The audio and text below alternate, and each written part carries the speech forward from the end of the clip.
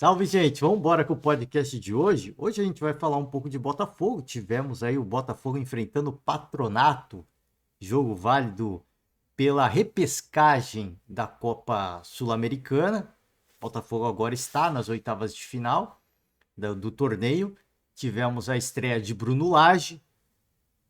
Temos aí a estreia da Copa do Mundo de Futebol Feminina, né? Não sei se vocês acompanham, eu vou acompanhar. Inclusive, o jogo entre Nova Zelândia e Noruega tá rolando agora, tá? Tá rolando agora, nesse momento em que gravo o podcast, cerca de 30 minutos. Um jogo caótico, tá? Já antecipo que é um jogo caótico, muitos erros de passe, muito nervosismo. Eu tô sentindo muito nervosismo das jogadoras, né? Erros de decisão o tempo inteiro, né? Mas vamos embora. Vamos chegar, vamos falar de futebol feminino um pouquinho também do que eu tô vendo desse jogo. Mas antes de mais nada, falar sobre a estreia do treinador, a estreia do Mister. Havia muita empolgação. Eu faço coro aqui com um torcedor, tá? Eu tava muito empolgado pela estreia do Bruno Lage, um treinador com um currículo altamente invejável, um time que vinha muito empolgado, e eu acho que ainda segue empolgado, tá? Acho que segue empolgado, mas vinha muito empolgado porque a campanha com o Caçapa, só vitórias, nenhum gol tomado, né? E aí o Bruno Lage chega, estreia dele já é um empate e toma um gol, né? Que não vinha acontecendo com o Caçapa, né? A gente vai, obviamente, que brinca, mas o Bruno, o Mister, né? Ele fala coisas importantes na coletiva, do desgaste, né? Que o desgaste ele chega, porque a campanha até então, os jogos, a sequência recente, tava deixava o torcedor em polvorosa. É óbvio que a confiança dos jogadores estava muito em alta, só que você precisa fazer a gestão. É importante você fazer a gestão, porque o Botafogo venceu o primeiro jogo. Para quem não se recorda, aquele primeiro jogo, condições horríveis, né? Um gramado horroroso. E o Botafogo, na sua eficiência, já fez 2 gols. E isso te permite fazer a gestão. Acho que o Bruno Lage ele fez a colocação muito bem e ele praticou isso muito bem. De que, olha, óbvio que o Campeonato Brasileiro ele é o foco e ele tem que ser o foco, até por conta da margem de pontos que o Botafogo conquistou e que o Botafogo conseguiu colocar para cima dos rivais, né? Que vem logo atrás. Vem logo atrás é o caramba, que vem muito atrás, né? É óbvio que o Campeonato Brasileiro ele é a prioridade, mas a Copa Sul-Americana não pode ser desprezada. E à medida que você pode fazer a sua gestão de elenco, porque o treinador, o Bruno Lage, chega com o objetivo. Não sei se o John Textor chega para ele e fala: olha, a gente quer ganhar uma competição ou outra, mas ele quer ganhar tudo. Eu tenho a convicção que o Bruno Lage quer ganhar tudo, tudo que for possível. Ah, dá para ganhar brasileiro, sul-americano. É isso que a gente vai brigar. É isso que a gente tem que almejar. Não quero ganhar uma competição ou outra, não. Se a gente tem a possibilidade de ganhar tudo, a gente vai ganhar tudo. Eu acho que é a mentalidade que chega o Bruno Lage no Botafogo. Se vai ganhar ou não, isso é outra história. Ele falou isso na coletiva, se eu não me engano, ele falou isso na coletiva de apresentação dele. Só que importante para você seguir nas competições e na temporada é saber fazer a gestão do elenco. E essa partida contra o Patronato, ela permitia isso, de você gerenciar o seu elenco, de poupar um ou outro jogador, né? Também dá uma, eu acho que também é importante dar um pouquinho frear um pouco, não digo frear, mas falar pro torcedor, essa partida fala pro torcedor, olha, vamos com calma, gente, vamos jogo a jogo, porque o torcedor ele é emocionado e tem todo o direito de fazer isso. O torcedor tem que sonhar. O torcedor tem que sonhar, mas a equipe, o treinador tem a obrigação de sempre pontuar, olha, é jogo a jogo, né? Vamos com calma, vamos ter paciência, respeitando o adversário. Só que quando você começa a vencer e vencer e vencer, não tem como. Por mais que você tenta, ó, gente, vamos com calma, hein? Não tem como. A empolgação do torcedor é uma emoção incontida. Não tem como segurar, né? Não tem como segurar. Então, acho que óbvio que o empate ele nunca é bom em virtude uma sequência de resultados recentes, mas eu acho que pelo contexto, pela classificação, por você rotacionar o seu elenco, você fazer a gestão do seu elenco, eu acho que tudo, acho que foi válido. Essa era talvez uma das pouquíssimas partidas em que o Botafogo poderia ter o luxo de fazer isso, e graças ao bom resultado conquistado no primeiro jogo, foi possível fazer, foi possível administrar, porque em tantas outras partidas vai ser praticamente impossível, né? Você vai ter que contar com a sua força máxima ou o que melhor você tem à disposição para você buscar os seus objetivos, que vai ser tudo. É óbvio, repito, o Campeonato Brasileiro vai ter um pouco mais de atenção, mas vai disputar tudo. Ninguém vai para, não, que o Corinthians ainda eu sinto que a Sul-Americana vai ficar sendo um plano B, porque são 3 competições que o Corinthians disputa. Então, uma das competições vai ter que ser o plano B, não tem jeito, né? Eu acho que o Corinthians vai colocar a Sul-Americana como plano B até eventualmente uma semifinal. Chegar numa semifinal, opa, agora já coloca um pouco mais de atenção por estar na chave, nas oitavas. Depois, à medida que for avançando, eu acho que vai colocar cada vez mais prioridade, né? Cada vez mais dedicar mais esforços e mais atenção. Acho que isso deve acontecer com todas as equipes. Mas, a gente pode dizer assim, se existe um plano B para o Botafogo, é certamente a Sul-Americana, e vai seguir buscando, até porque, em virtude do que aconteceu, eu acho que o Botafogo deve seguir os mesmos passos que eu acabei de falar do Corinthians. Chega numas quartas, opa, vamos aumentar um pouco mais a mobilização. Chega numa semi, opa, agora a gente aumenta legal a mobilização. A gente vai ter que fazer sacrifícios, né? Todas as equipes que disputam mais de uma competição, em dado momento, tem que fazer sacrifícios. E aí eu acho que o Botafogo vai começar a fazer um pouco mais de sacrifício ou não para brigar por tudo de fato. Mas neste momento a mentalidade é: vamos buscar tudo. Esta é uma partida em que a gente tem que gerenciar, que a gente tem que poupar, a gente tem que administrar. E eu acho que foi isso que o Bruno Lage fez, e por isso o resultado, né? Então o torcedor calma, né? Que já tem torcedor que volta a caçapa, né? Já tem torcedor, parece exagero falar isso, mas já tem torcedor que por esse resultado já começa. Mas o caçapa não perdeu, não empatou, quer dizer, perdeu. O Bruno Lage também não perdeu. Mas o caçapa não empatou, né? Calma, né? Vamos com calma. Eu volto a repetir, eu tô com muita expectativa pelo trabalho do Bruno Lage, de verdade mesmo, tá? Vambora, a gente vai ouvir ao final do podcast de hoje as palavras do treinador e um pouquinho de Gatito Fernandes, que volta a atuar. Vamos trazer as notícias esportivas, iniciar com as notícias do Botafogo, tá?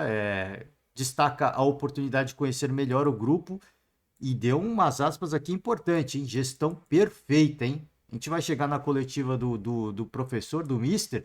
O Botafogo acumula 7,6 milhões de reais em premiação com a classificação às oitavas de final da Sul-Americana. Por isso que eu falei de você dedicar mais esforços à competição, não só pela questão esportiva, mas pela questão financeira. Quando eu falava ontem de Corinthians e de América, é a mesma coisa. Tanto o Corinthians quanto o América tem que colocar uma prioridade legal no Campeonato Brasileiro, porque senão você ser rebaixado é um custo, é um negócio que não se paga, né? Você avançar na Sul-Americana, a gente é só puxar da memória aí o que aconteceu com o Atlético Goianiense ano passado, e o próprio Ceará também. Foram dedicando esforços às competições de mata-mata e foi rebaixado. E qual foi o preço que se pagou com isso? O rebaixamento. Valeu a pena? Eu tenho certeza que se você perguntar para quem está lá administrando, o prejuízo foi muito maior do que o ganho com premiação. Eu tenho certeza disso. Então, óbvio que o Campeonato Brasileiro ele é uma prioridade, mas se você conseguir fazer a gestão e conseguir avançar na medida do possível, o resultado esportivo ele é fenomenal, mas o financeiro ele ajuda muito, né? Ele ajuda bastante. Então, uma baita premiação. O John Textor deve estar pouco feliz com isso, porque não é só a premiação, né? Porque a premiação é a grana que você fala, pô, vai ganhar isso aqui, mas vem um monte de coisa junto. É mais um jogo que você vai ter direito de transmissão, é mais gente querendo patrocinar, o patrocínio fica mais caro, você inflaciona, né? O patrocínio, o espaço da sua camisa, fica mais caro o patrocínio, mais dinheiro você ganha. Então você vê que uma coisa vai puxando a outra. Tem o ganho financeiro direto com a premiação do torneio, mas tem outros ganhos que são associados a isso, que são diretamente associados ao resultado esportivo, tá? Aqui sobre Gatito, a gente vai ouvir também algumas. A gente não vai ouvir a coletiva inteira, mas vai dar para ouvir um pouco o Gatito, né? Quando a gente chegar na coletiva.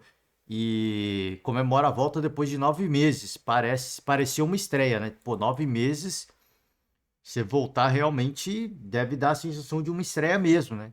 Pode ter aquela ansiedade, aquele nervosismo de uma estreia mesmo. Bacana ver o Gatito voltando, um goleiro absolutamente lendário, né? Que tá no coração dos torcedores, mas nesse momento não há nenhuma possibilidade, né? Do Gatito atuar. Eu achei legal a sensibilidade do próprio Bruno Lage, né? Porque pô, vamos de PR mesmo, né? Às vezes ele fala, pô, mas o PR tá descansando, mas vamos com ele mesmo, né? Porque o Gatito tá voltando. Agora eu achei legal, cara. Eu achei legal ele colocar o atleta, porque, assim, óbvio que, assim, você tem que fazer a gestão do grupo em termos físicos, né? Para você manter a qualidade técnica, mas tem essa gestão de grupo, né?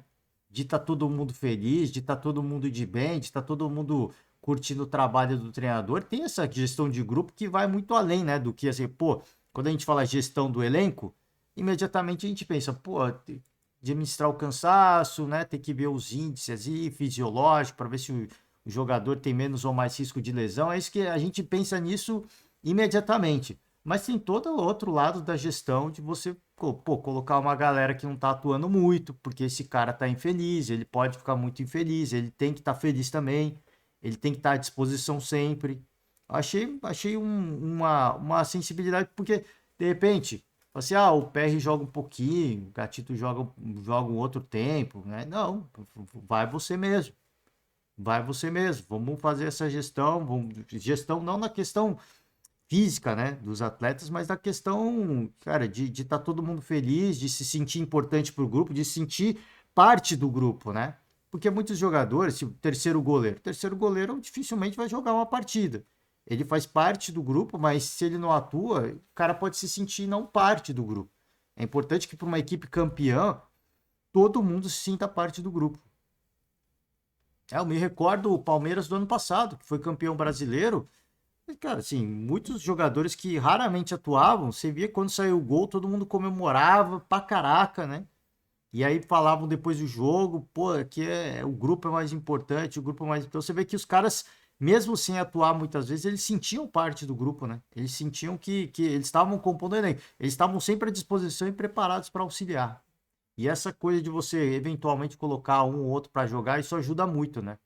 Nessa gestão de como tá todo mundo, o estado de ânimo, né? De todo mundo. Vamos embora, vamos com as notícias do mercado sobre Flamengo, hein? Flamengo faz consulta por Scarpa, mas Meia deseja permanecer na Europa. O Flamengo fez consulta por Scarpa, dificilmente é consulta, né? É aquele famoso oi sumido, só para ver como é que tá o momento aí, tá legal, você tá feliz.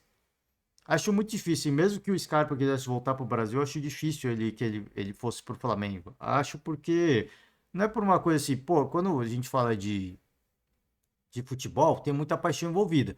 Mas o atleta, eu acho que ele tem que ser profissional, né? Então, assim, depende do clube que ele vai, mas eu acho muito difícil porque o próprio Scarpa também ficou muito identificado com o Palmeiras e o Palmeiras certamente cobriria qualquer proposta salarial que faria o Flamengo. Então, assim, por uma opção, pô, vou pro Palmeiras mesmo, né? Eu acho que seria mais ou menos esse caminho, né? Acho, mas se escolhesse ir pro Flamengo, eu não vejo nenhum problema. Eu acho que você tem que ser profissional. É um trabalho, né? Você tem que ter as suas opções de carreira e é um trabalho. Às vezes, pô, quero jogar no Flamengo para ver como é que é, para ver como é que é a torcida. Isso é uma opção de carreira, né? E eu acho que todo mundo tem que respeitar. Mas foi uma consulta, né? Ele quer continuar. E há muito tempo que o Scarpa fala isso, né? Quando ele já estava perdendo espaço no Nottingham Forest, eu me lembro que já viu, já a torcida palmeirense já começava a se movimentar, né? De volta Scarpa. E ele sempre falou: não, eu vou ficar aqui mesmo, né? Nem que seja para uma liga menor, ele sempre colocou esse desejo de ficar na Europa, mesmo que perdesse espaço no Nottingham Forest. Sobre Claudinho, né? O Zenit responde ao Flamengo e os clubes vão negociar valor e forma de pagamento. Então, o Flamengo fez aquela proposta oficial, né, que até então é sondagem, né? Tem acerto com o jogador. Quer dizer, vai a sondagem. Você, pô, qual que é o momento do atleta? Você tá afim de voltar? Aí primeiro você faz aquela negociação com o atleta. Quanto que você quer? Tempo de contrato? O atleta mostrou um positivo, né? Conversas com o empresário, intermediadas pelo empresário do jogador.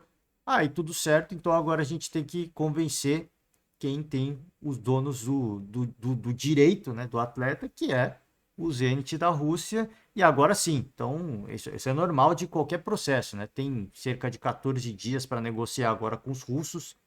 A primeira proposta foi na casa de 15 milhões de euros a serem pagos em 5 anos, tá pagando aos russos em 10 partes fixas de 1,5 milhão de euros. Esse valor corresponderia a 100% dos direitos econômicos, não inclui bônus por títulos. Vamos ver como é que vai se desenrolar essa negociação. Baita jogador, tá? Baita jogador, seria um baita reforço. Sobre Grêmio e Luan, Grêmio recua em negociação para recontratar o Luan. E aqui o longo tempo de inatividade seria um dos empecilhos, né? Seria um dos pontos que fez com que o Grêmio recuasse. Aliás, esse é um ponto que vai fazer com que, ó. Peraí, deixa eu refazer a minha frase. Esse seria o tempo de inatividade seria um dos pontos mais relevantes para qualquer equipe hoje considerar a contratação do Luan ou não. Equipe que está na Série A, tá? Equipe que está na Série A do Campeonato Brasileiro. Seria, obviamente, o tempo de inatividade e o valor do salário. Pela sondagem, imagino eu, pela sondagem que deve ter acontecido ali, né? Você faz aquela famosa zaração, aquele famoso chaveco, né? Pela sondagem, eu acho que o Luan deve ter sinalizado com um salário acima do que o Grêmio pretendia pagar, mas dá para considerar. E aí os caras, ó, pô, por esse salário, pelo tempo de inatividade, não vai rolar negócio de jeito nenhum. Eu falei várias vezes aqui, qualquer equipe que oferecer cerca de 100 mil para o Luan, para mim é uma loucura. É um dirigente que tem que ser responsabilizado. Porque ele desvalorizou. É o tempo que ele não está na ativa. Se oferecer 50 mil, para mim já é muito. Eu como, eu, como conselheiro de qualquer equipe, eu não aprovaria a contratação do Luan por 50 mil. Cara, não aprovo. Não aprovo porque o cara não tá jogando. Ah, mas não, história não ganha jogo. História não ganha jogo. Você precisa ter jogadores que estão na crista da onda para te dar um retorno esportivo, independentemente do valor que você vai pagar. Tá? Então, vamos ver, cara. Vamos ver qual que vai ser o destino do Luan. Muito provavelmente deve ser encerrar o contrato com o Corinthians no final dessa temporada. Vai ficar livre no mercado e de repente encerra a carreira ou ele tenta alguma coisa aí, eu não sei. Acho muito difícil. A gente sabe que clubes menores eventualmente ofereçam contratos menores, vão querer o Luan certamente, mas vão oferecer contratos muito menores, né? Ele vai querer isso? Ele tá disposto a isso? É porque o Luan, ele curte, né? Ele curte uma festa, né? Não tem jeito. Todo mundo curte, né? Também não vou falar aqui que eu não curto, eu curto também, né? Ele curte uma farra. Isso é normal. Agora, por isso que eu falo assim, o quanto que ele está disposto a se dedicar.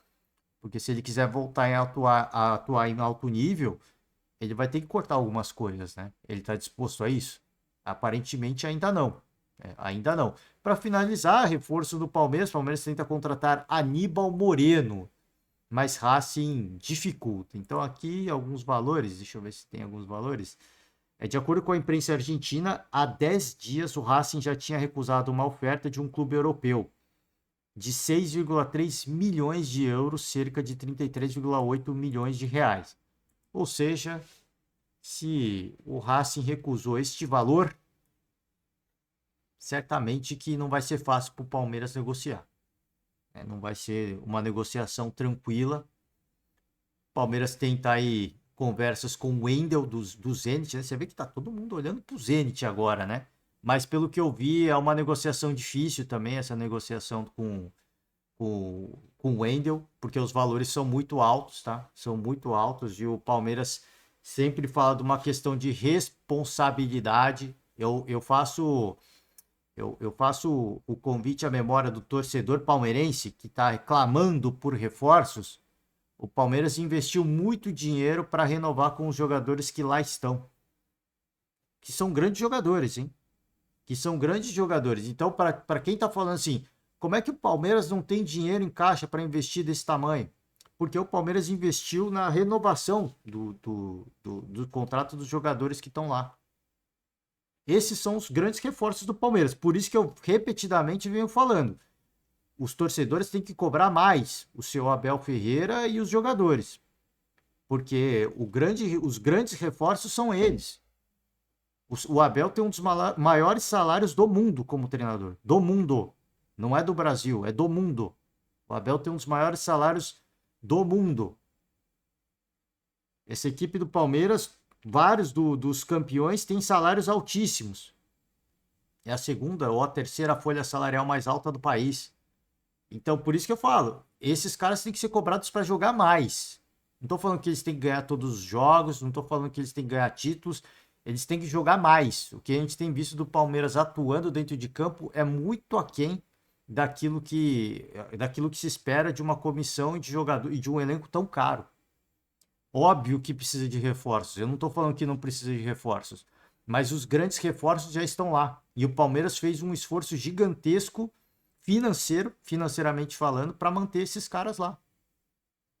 Então, por isso que eu volto a repetir: quem tem que ser cobrado mais são eles.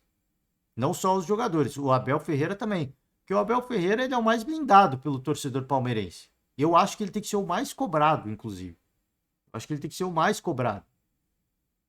Porque na última coletiva ele até falou: pô, talvez eu tenha levado esses jogadores ao limite. O banco do Palmeiras não é um banco bom? Não, mas tem banco. Então, assim, foi uma escolha que ele fez. Isso é uma escolha que ele fez. Então, volto a repetir: se ele fez essa escolha e ele reconhece que foi um erro, ele tem que ser cobrado por isso, pelo torcedor. E não a gestão tem que ser cobrada por reforços, né? Tem que ser cobrada também, mas eu acho que menos do que a comissão técnica e os jogadores. Então é difícil, assim, você vai, pô, tem que contratar, tem que contratar. Palmeiras é rico, tem dinheiro. Palmeiras é rico e tem dinheiro de fato. Mas essa riqueza, esse dinheiro foram usadas para os maiores reforços que o Palmeiras poderia ter. Jogadores que te dão retorno esportivo e uma comissão técnica que te dá retorno esportivo também. Então, a limitação de contratação, de orçamento, é devido a isso. Para quem acha que tá sobrando, não está sobrando. E o Palmeiras é muito rico mesmo, porque o elenco que lá está é muito caro. E de forma justa. É um elenco caríssimo de forma justa, tá? Vamos, para finalizar, deixa eu só falar rapidamente da Copa do Mundo de Futebol Feminina, né? Que tá acontecendo. Está acontecendo, começou, né? Começou Nova Zelândia e Austrália. A seleção brasileira deve entrar em campo não, vai entrar em campo em alguns dias. Cara, aconteceu um atentado, né, na cidade de Auckland, onde está acontecendo essa estreia, jogo entre Nova Zelândia e Noruega. Tem até aqui, né, pegar o dia de hoje, Nova Zelândia e Noruega, a partida tá em 0-0. E como eu falei, cara, eu tô assistindo, assim, poucas oportunidades, eu tô sentindo as duas seleções muito nervosas, errando muitos passes, mas muitos mesmo, assim, assim, tá um show de erro, né? Muito nervosismo, muita correria. Acho que agora os treinadores, as treinadoras, os técnicos, né, as comissões técnicas devem falar: ó, vamos com calma, eu sei que é estreia. E a estreia também, existe um componente, né, para esse nervosismo. Eu acho que foi o atentado que aconteceu na cidade de Auckland, a poucos quilômetros do estádio, inclusive, do estádio da estreia. Aconteceu um tiroteio, morreram algumas pessoas. Deixa eu ver se tem a notícia aqui. Acho que tem a notícia aqui em algum lugar. Deixa eu pegar aqui, gente. Desculpa aí. Quem sabe faz ao vivo, né? Aqui, ó. Tiroteio. Incidente com 3 mortos, perto do hotel da seleção norueguesa, e na Nova Zelândia. Deixa a cidade em estado de alerta. E depois do atentado, muitos torcedores que estavam viajando para Auckland, cidade da Nova Zelândia, tiveram problemas, porque aumenta, né, o- os níveis de segurança e vai atrasando, né? E vai atrasando, ainda mais em aeroporto. Você imagina como é que ficou os níveis de segurança, os níveis de alerta no aeroporto de Auckland, para a galera que estava indo para lá. Então, pelo que eu vi da imprensa esportiva, de que estava tendo muitos atrasos após o atentado, eu não sei como tá.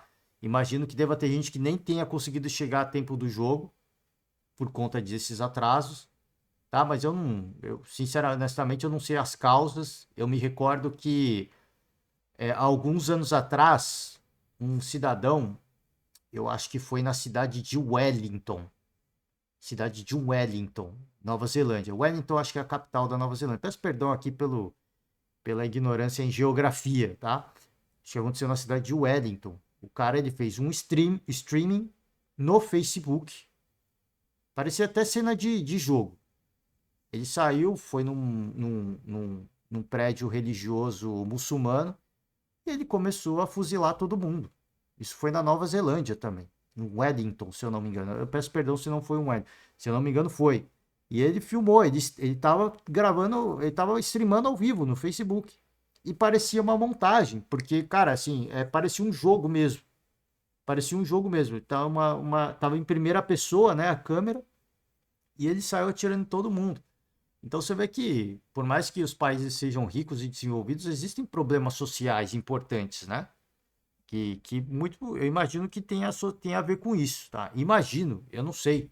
Às vezes é uma pessoa que também tá com depressão, né? Se eu não, de fato, eu não sei. Eu sei que ele matou algumas pessoas e a polícia matou ele depois, né? O atirador foi morto pela polícia. Então as causas, a polícia investiga a motivação agora, né? Não dá para saber, pode ser motivação, o cara pode estar depressivo, ou ele pode estar revoltado com a sociedade, ou ele pode ter preconceito com algum tipo de etnia, ou ele pode ser contra a realização da Copa do Mundo, eu não sei, né? Eu só falo aqui que a gente tem falado tanto de problemas sociais em virtude de situações que acontecem no Brasil, cara, que aconteceu lá na Vila Belmiro, que aconteceu em São Januário, né, dos torcedores se revoltarem e tudo mais, da Gabriela Nelly, a torcedora palmeirense que foi assassinada ali num jogo entre Palmeiras e Flamengo, antes do jogo. A gente fala muito dos problemas sociais, mas é coisas que acontecem no mundo inteiro, né, lamentavelmente. Óbvio que na Nova Zelândia acontece numa taxa extremamente menor que no Brasil, mas brutalmente menor que o Brasil. Mas acontece, né? Acontece. Então você vê que assim, os problemas sociais eles existem no mundo inteiro. E aí cabe a nós, né? Cabe a nós que temos cara, que temos acesso à informação, né? Que hoje a gente fala, pô, antigamente se falava que depressão era doença de rico. Hoje a gente já tem um entendimento diferente. É que, pô, é uma doença, isso tem que ser tratado. Eu não sei se esse é o caso desse criminoso, né? Desse terrorista. Para mim é um terrorista. Não sei se esse é o caso. Mas se for esse o caso, de detectar, né? Problemas, cara, problemas com a saúde mental das pessoas. Algum mecanismo para você detectar mais cedo. Pessoas próximas de detectar e falar, ó, né? O cara tá em depressão, procura ajuda. Ou o cara é muito radical, ele é muito racista. Cara, procura ajuda. Eu acho que esses problemas acontecem e mostram falhas da nossa sociedade.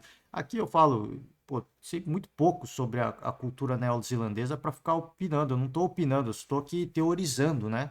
Situações e é muito fácil falar assim, ah, não, tem que buscar ajuda. Mas não é um negócio tão simples, né? Não é um negócio tão simples. Eu falo aqui, mas é muito raso, né? Eu digo, por isso que eu falo. Por isso que existem estudiosos e essas pessoas têm que ser valorizadas e elas têm que, cara, procurar formas de mecanismos de detectar problemas sociais mais cedo e atuar mais cedo. Óbvio que isso também vem junto com muito investimento, o que falta muito no nosso país, tá? Tá certo, gente? Ó, vai começar o segundo tempo aqui da Nova Zelândia e Noruega. Vamos ver se sai um gol aí, né? Tô na expectativa de sair um golzinho Vi muita gente no. Tava acompanhando alguns programas esportivos, vi muita gente apostando nessa seleção norueguesa. Até agora, para mim, tá um jogo muito parelho, tá? Tá muito parelho, tá muita correria, muito nervosismo. E repito, acho que também em parte por conta disso aqui, né? Desse acontecimento. Porque houve muita apreensão, né? Por parte do. Imagino das atletas e dos torcedores também, né? Que foram pro estádio e falaram, pô, aconteceu aqui a poucos quilômetros do estádio. E se entra alguém armado no estádio, né? A loucura, isso passa na cabeça da pessoa que tá lá, né? Isso passa na cabeça do cidadão que tá lá. Enfim, vamos acompanhar o jogo aqui e fico na torcida para ser um golzinho, né? Os primeiros segundos me parece um pessoal um pouquinho mais calmo, né? As jogadoras um pouquinho mais calmo agora. Tá uma correria do caramba o primeiro tempo, muito nervosismo, né? Ninguém querendo tomar gol, enfim, né? Vamos embora, vamos com a coletiva do Bruno Lage agora, que eu já tô falando pra caraca. Botafogo TV. Faço convite a você, torcedor, simpatizante, fã do esporte. É aquele convite tradicional de você se inscrever no canal, tá? Curte o vídeo se você gostar. Já vou deixar minha curtida aqui, minha tradicional curtida, tá? E vambora. Gatito Fernandes e Bruno Lage. Botafogo TV. Para o Bruno Lage, queria perguntar se a estreia foi da forma que você imaginava, imagino que não. E para o Gatito, como foi retornar depois de 8 meses, daquela lesão que tirou de tanto tempo, voltar já sendo exigido, né? Fez boas defesas ali no primeiro tempo, queria que você contasse como se sentiu também.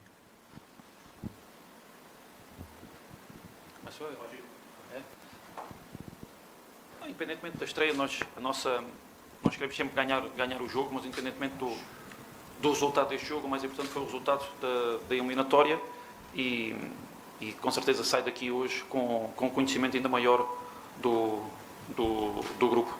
Por isso, aquilo que tiro de positivo e de muito positivo é essencialmente isso.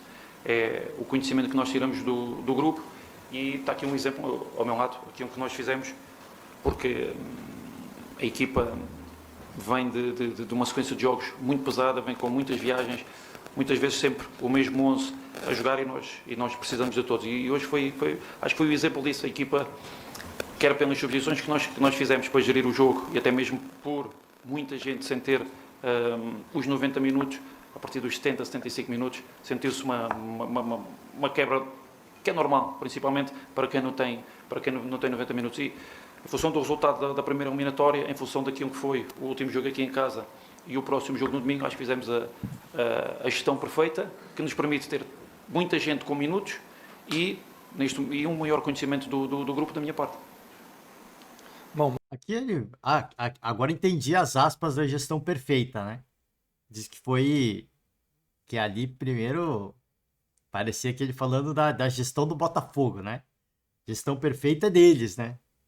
Do grupo que tá lá agora, né? A gestão em termos de quem ia jogar, né? De quem ia fazer esse jogo, como é que ia ser a gestão para esse jogo. Foi mais ou menos aquilo que a gente estava falando aqui, né? Pelo contexto, até pelo que foi o resultado do primeiro jogo, essa era uma partida que possibilitava isso.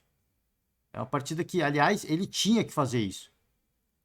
Óbvio que a vitória é importante, é sempre legal vencer, é sempre legal estrear vencendo, mas você vê que não tem vaidade do Bruno lá. Ele poderia simplesmente pegar os titulares e falar, vamos todo mundo aí, cara, vamos se sacrificar, é minha estreia. Mas não, ele olhou e falou, não, esse é o calendário, esses são os jogos que a gente tem, e essa partida já está praticamente assegurada, porque o time do Patronato é um time horroroso, né, com todo o respeito, não tem, cara, não adianta eu ficar falando, é um bom time, aí eu tô sendo desrespeitoso, tem que falar a verdade, um time ruim, comparado com o Botafogo, é um time ruim. Agora vamos ser justos, vai. Comparado ao Botafogo, eu não sei comparado a outras equipes, né? Mas comparado ao Botafogo, é uma equipe ruim. É uma equipe ruim. Então, em virtude de tudo isso, de todo o contexto, de todo o calendário do que aconteceu e do que tem pela frente, o Bruno Lage optou por fazer a gestão.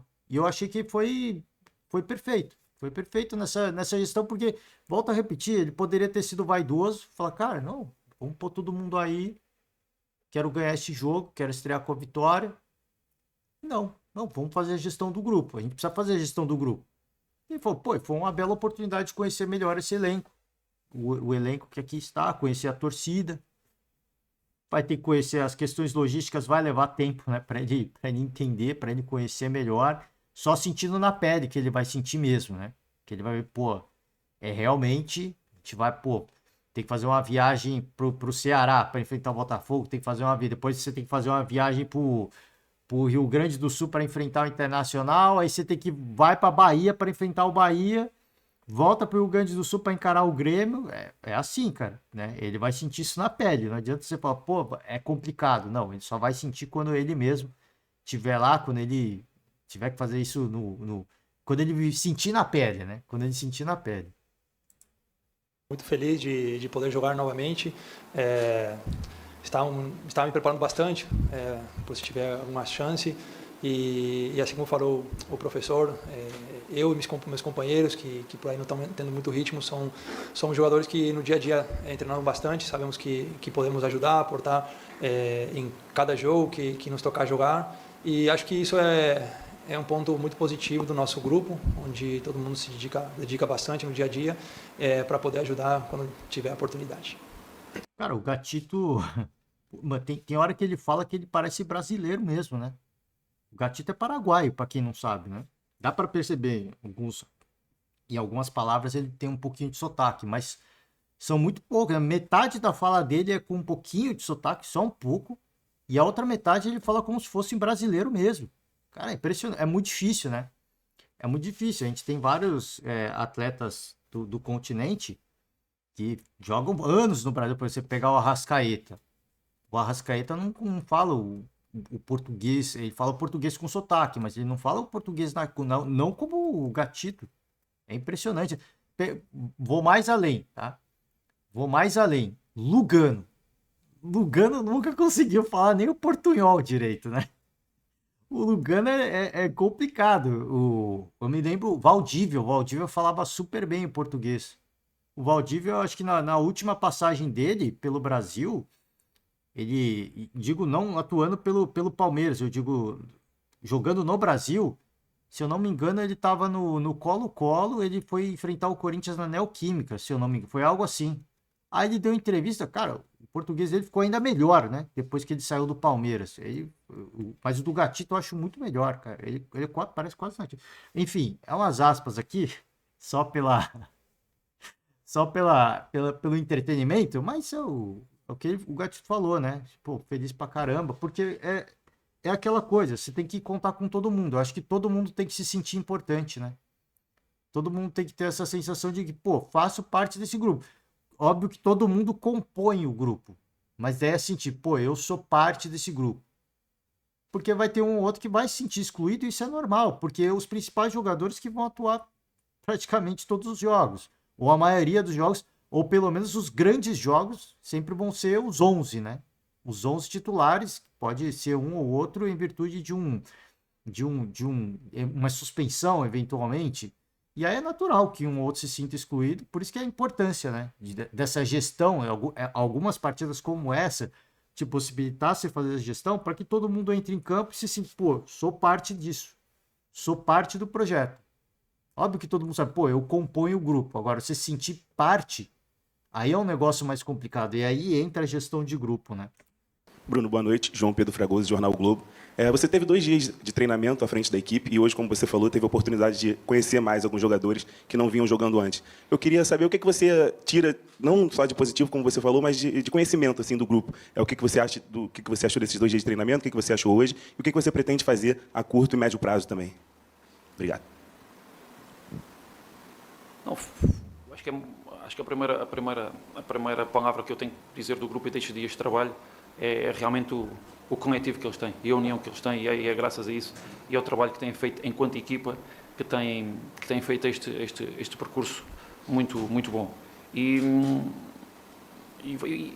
parte disso, né? Nós a cada dia, a cada momento, temos essa oportunidade de conhecer os atletas, aqueles que vão jogando, aqueles que vão entrando, sentir também, porque são coisas completamente diferentes, ver os jogadores a entrar e em 20 minutos, quando o jogo já está um pouco mais partido, ou já tem 70 minutos, os adversários já têm 70 minutos em cima, conseguem fazer coisas completamente diferentes, e depois muita gente jovem assumir começar a titular. E isso são situações que são situações diferentes. E nós, acho que hoje foi isso, foi dar a oportunidade também de...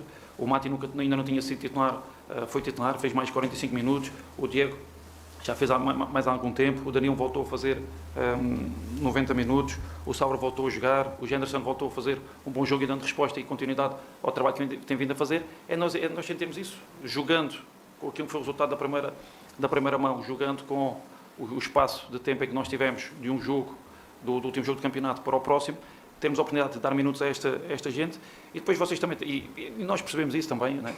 Que é uma coisa é quando a equipa tem já as rotinas que vai jogando, para além do tempo de jogo, as próprias rotinas, e colocar uma equipa praticamente nova, com algumas alterações e com rotinas. Por isso, aquilo que nós prometemos sempre é trabalho, e foi com essa missão que nós viemos, e a palavra que mais utilizei nestes 2 dias, está aqui o Gatito que sabe, foi de trabalho. De trabalho e dar continuidade ao trabalho, e aquilo que nós vamos sentir a cada momento que podemos melhorar, porque é nesse sentido que nós vemos as coisas, vamos treinando para melhorar.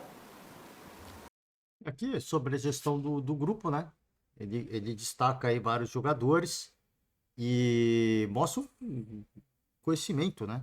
Do seu elenco, né? Mostra o conhecimento do seu elenco. Então, acho que por exemplo, o Caçapa, né? Na era Caçapa, na curtíssima era Caçapa, um atleta que ganhou aí um certo holofote foi o Carlos Alberto. Se o treinador não testa, se o treinador não tenta, se o treinador não coloca o cara para jogar, ele nunca vai saber, né, se o cara vai te entregar ou não. O que ele pode te entregar. Não é se ele vai entregar, o que ele pode te entregar. Porque no treino, o Caçapa falou, pô, o Carlos Alberto no treino, eu olhei e falei, pô, quem que é esse cara aí? Por que ele não tá jogando? Só que tem muito atleta que também é leão de treino, né? No treino o cara faz chover, né? E no jogo, de repente, sente o nervosismo, né? Do jogo, enfim, é uma pegada diferente. Então você tem que testar, porque uma coisa é você receber do departamento de rendimento, falar, ó, esse atleta é isso aqui, esse atleta é aquilo lá. Mas no jogo, os comportamentos, as dinâmicas, como o cara tem o respeito pela a disciplina tática, né? Como é que é a disciplina tática de todos os atletas? Só colocando para jogar que ele vai saber, né? Então, além você vê que vai muito além, né? O trabalho do treinador, pra gente, a gente desce o pau, a gente critica, né? Como torcedor, a gente é emocionado, mas você vê que quando você começa a pensar nas coisas que o cara... É óbvio que eles são muito bem pagos para isso.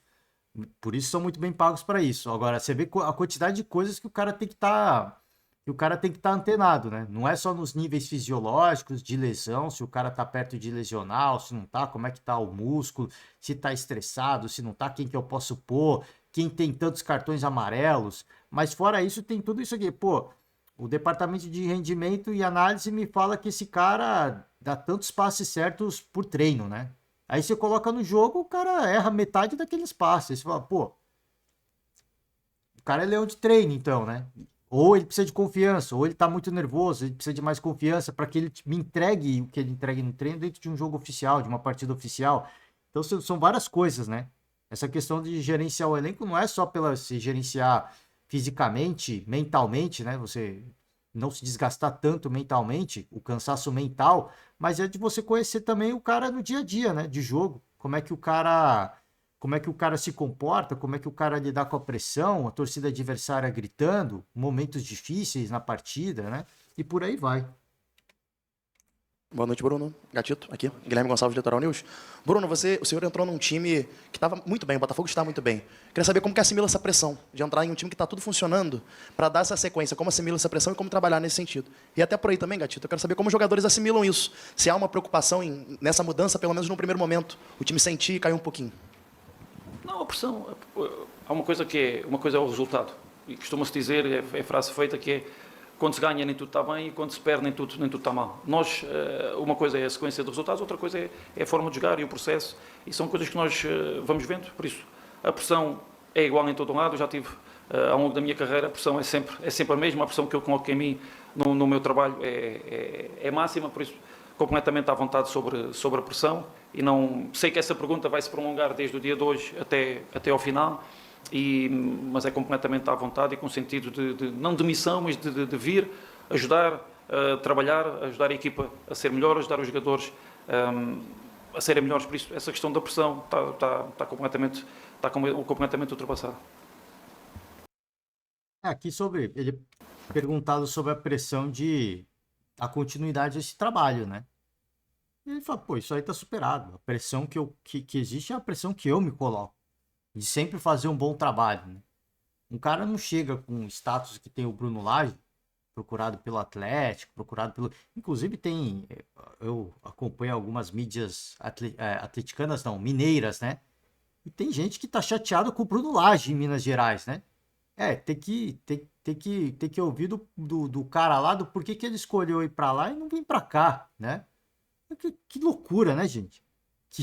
Que loucura, né, mano? Enfim, dor de cotovelo dói também, cara, né? Supera, né, gente? Supera. Vambora. Mas a pressão que eles colocam. Eu acho que um cara chegar num nível, no status que tem, ele tem que se colocar a pressão o tempo inteiro. Ele tem que se cobrar o tempo inteiro. Eu acho que o Abel Ferreira chegou num nível que ele tá, porque ele é mega competitivo e ele sempre se coloca uma pressão muito grande. Não só ele, né? O Dorival Júnior, venho falando repetidamente aqui, as coletivas do Dorival. É muito raro você ver o Dorival dando sequer uma risadinha numa coletiva. Ele não se permite nem sorrir. Não, um sorrisinho, não é nem risadinha. Risadinha é demais, né? Ele não dá um sorrisinho em coletivo, Dorival. Porque ele tá colocando uma cobrança, uma pressão em cima dele mesmo, que é gigantesca. E por isso o time rende hoje o que rende. Porque o cara não se permite se acomodar. Porque a partir do momento que ele acomodar, ele sabe que é uma linha muito tênue para você acomodar. Opa, estamos bem, acomodou e a coisa desanda, né? O leite coalha. Então, a pressão é sempre essa. Pressão, obviamente, que de torcedor vai sempre existir pela manutenção do trabalho, pela continuidade, pela manutenção do rendimento e dos resultados esportivos que vêm sendo alcançados. Agora, isso para ele não impacta, né? Imagino eu. Para ele não impacta, porque a pressão que ele se coloca acho que é muito maior do que qualquer outra. Eu acho, pelo menos, né? Não, acho que nós somos um grupo que sabe o que quer, né? Então a gente já vem demonstrando isso com os anteriores treinadores, assim tanto foi com o Caçapa, que a gente continuou conquistando vitórias, assim também vai ser com o professor. Então acho que isso é o mais importante, a gente sabe onde a gente quer chegar e continuar construindo passo a passo, jogo a jogo, e isso vai facilitar muito o trabalho do nosso treinador também. Aqui só para encerrar, o Gatito falando da pressão e seguir trabalhando, porque o time, a pressão, eu sempre falei, para uma equipe que está fazendo o que está fazendo o Botafogo, a pressão ela é grande, é óbvio que ela é grande. Só que a pressão para os adversários é maior. A pressão para os adversários vai ficando cada vez maior. Dos que estão perto de, poxa, a gente precisa chegar nos caras, a gente precisa diminuir a distância para os caras, e dos que não estão perto de, pô, quem vai ser o primeiro que vai conseguir parar os caras, né? Então a pressão para os adversários ela só aumenta. Ela pode ser grande para o Botafogo, mas para os adversários ela é muito maior, na minha opinião, né? É muito mais complicado. Então acho que o Botafogo, esse grupo está sabendo disso, gerenciar isso de uma maneira assim, impressionante. De, cara, é óbvio que existe pressão para a gente. Vai dizer que não, ninguém vai ser hipócrita de falar que não, mas os caras lá é muito maior, cara. É um time que hoje intimida, pela campanha que vem fazendo, ele intimida. Ele intimida os seus adversários, né? Enfim, gente, eu vou finalizar por aqui hoje, deixando o convite aberto para você sempre, tá? Entra lá no canal da Botafogo TV, assiste a coletiva na íntegra, tá? Ainda fala bastante coisa, mas é um discurso de estreia, né? Não tem muito o que falar. Não tem muito, até porque o jogo foi no contexto que ele mesmo definiu na sua primeira resposta, de fazer a gestão do grupo. Então não tem muito assim de que falar aqui, até porque ele também ressalta que está conhecendo o grupo também, tá? É isso, gente. Ó, sobre o jogo aqui de Nova Zelândia e Noruega, saiu o gol da Nova Zelândia no começo do segundo tempo, tá? Agora quase no final não, tá metade do segundo tempo, né? Saiu quase no final. A gente estava gravando o podcast, estava no intervalo. Tô ficando maluco, né? Saiu o gol no contra-ataque, tá? Saiu um gol no contra-ataque. Belo gol. Belo gol. Falei que quando começou o segundo tempo, eu falei, ó, começou melhor, né? As jogadoras um pouquinho mais tranquilas, tal, tocando melhor a bola. Conseguiu um belo contra-ataque, fez um belo gol, tá? Espero a dona da casa vencendo, né? Espero que saiam mais gols. Espero tá mais agitado. O primeiro tempo tá um pouquinho, o segundo tempo tá um pouquinho mais caprichado, tá mais promessas de mais gols, imagino eu. Promessas de mais gols. Ó. Postando replay agora, belo contra-ataque. Belo contra-ataque.